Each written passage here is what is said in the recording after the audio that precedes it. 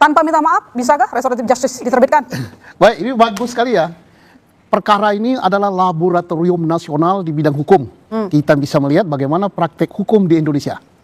Ya, apakah jalannya bagus atau tidak. Oke, kita kembali sempitkan lagi kepada SP3, apakah ada kaitannya dengan RJ? Apa tidak? Karena RJ itu kan kedua belah pihak harus saling memaafkan.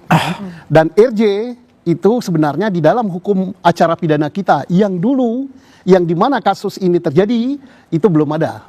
Belum diatur secara hukum. Nah, di UHAP yang baru, yang Pak Prof, itu diatur. Persoalannya, kita belum membaca. Mungkin beliau yang sudah baca, Pak Damai ya. Apa dasar daripada SP3? SP3 itu 1, tersangka meninggal. 2, tidak terbukti.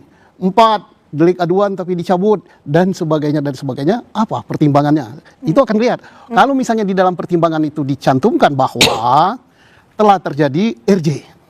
Nah, berarti ada karena RJ. Bukan karena tidak terbukti, bukan karena dan sebagainya. Nah, timbul pertanyaan. RJ itu tidak ada di UHAP yang lama, tapi di UHAP yang baru ada. Nah, menurut azas hukum, manakala ada peraturan baru yang berlaku dan peraturan baru itu menguntungkan bagi tersangka, itu tersangka bisa memilih untuk tunduk pada aturan yang baru. Itu boleh saja RJ, artinya sah itu. Oke. Tapi kalau dikasih SP3 artinya sebenarnya sinyal besarnya memang sempat ada saling memaafkan antar kedua pihak.